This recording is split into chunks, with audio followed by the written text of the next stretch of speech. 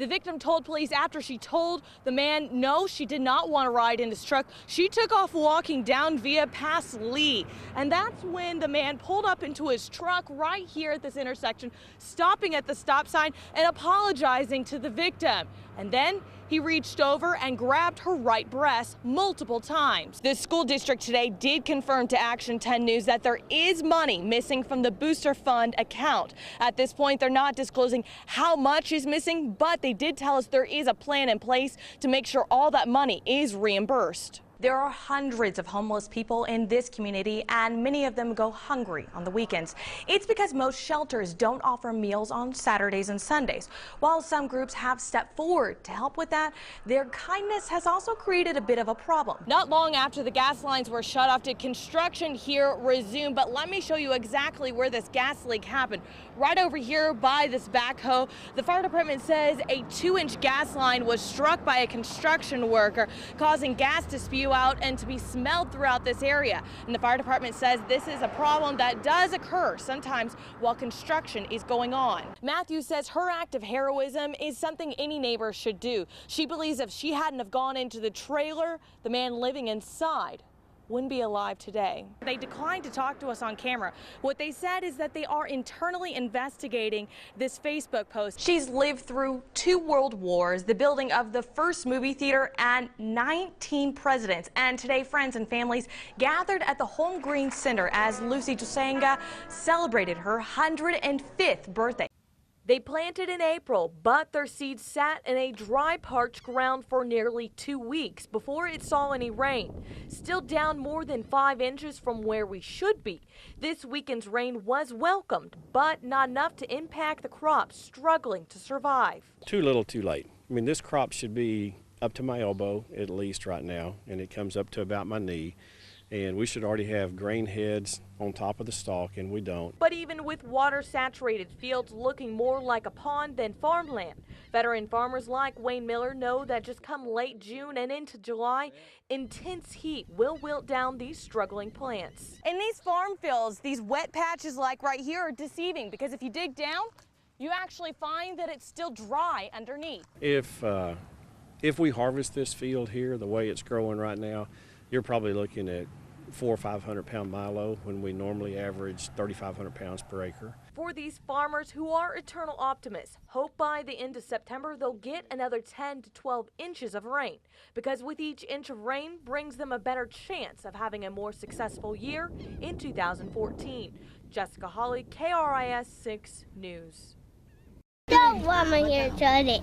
But under Robstown ISD's new dress code policy, 4-year-old Kyrie Patterson just might have to if he wants to stay in school. It's very frustrating, like I said, being that, see, now he wants to cut his hair, see, and that's very more frustrating, because now I believe that they have bled my son, basically just punched in his brain that, yeah, now he needs his haircut. Last Friday, Lotchbeat Elementary School told Kyrie's mother his hair must be cut if he wanted to continue coming to school. Policy states students' hair shall be clean, neat, and well-groomed in appearance. Length of hair cannot exceed shirt collar for males, which was the initial problem. So Kyrie's hair was put up in a ponytail, the hair hitting just above his shirt collar.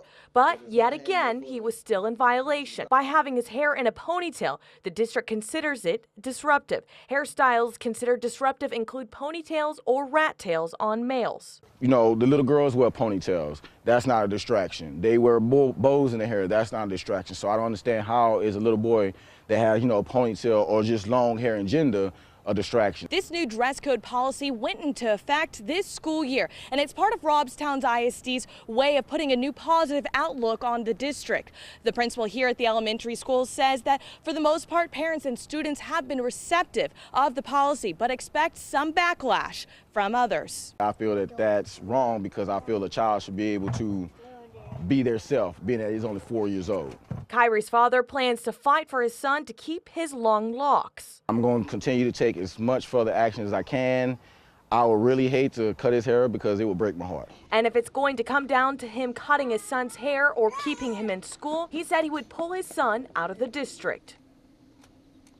The word drone, or as researchers at A&M Corpus Christi like to call them, unmanned aerial vehicles, often sparks fear and anxiety, not only for people but also to the FAA. Its main concern with UAVs is safety when flying alongside manned aircrafts. The complexities of integrating them into the national airspace in a way that is compliant with the existing rules of operation for aviation is something that takes a little bit of time to develop. Which has researchers at Texas A&M Corpus Christi experimenting on a ranch in South Texas. The basic concern is how do you avoid these planes running into each other. And so communication and visualization are vital during these experimental flights. Dr. David Bridges hopes soon that these UAVs will be allowed to fly without a constant watch over them. And hopefully we can get to the point where they don't have to be under human eyes at all times, that we have the technology where they can sense and avoid other aircraft. It's still going to be a few years before you can see these aircrafts flying alongside manned aircrafts in the sky. But once it can be done, this research will help during times of disaster. Post-hurricane, flood, fire, things like that, where it's unsafe to put pilots in the air, the radar systems may be down, the power systems may be down, it may not be safe to put pilots in flight. But until new guidelines are set, these two aircrafts will continue to fly side by side over unpopulated test ranges. Jessica Holley, KRIS 6 News. Some collect stamps while others collect coins, but by looking at 76-year-old James Edmondson's wall, you would think he was a collector of degrees. I've run out of space. I don't know where I'm going to put the one I'm going to get in May. It has to be down here or over here. Next May, Edmondson will hang his 10th master's degree, making it his 13th degree he's earned since 1961. I wasn't very successful in school.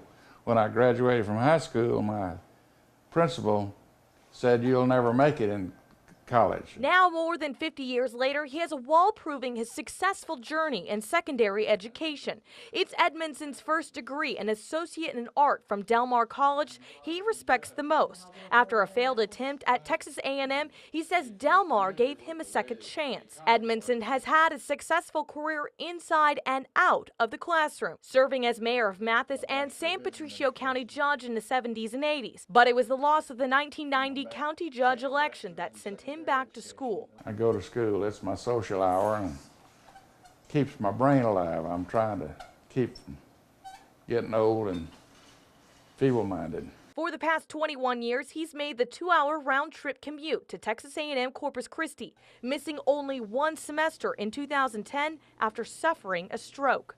I think the proudest I am is the night I got 3. That was in 2001, when he added 3 more masters to his collection of education degrees. Edmondson is always the oldest student in class, often older than the professor. I actually think I teach a little bit to my fellow students. Most of them are in their 20s and I'm in my 70s, so I'm 50 years older than they are. And once he gets this degree, he's not stopping. The college education offers one more master's that I don't have, kinesthetic, so I may go after that. Edmondson says he'll continue to learn for as long as he continues to breathe. Jessica Holley, Action 10 News.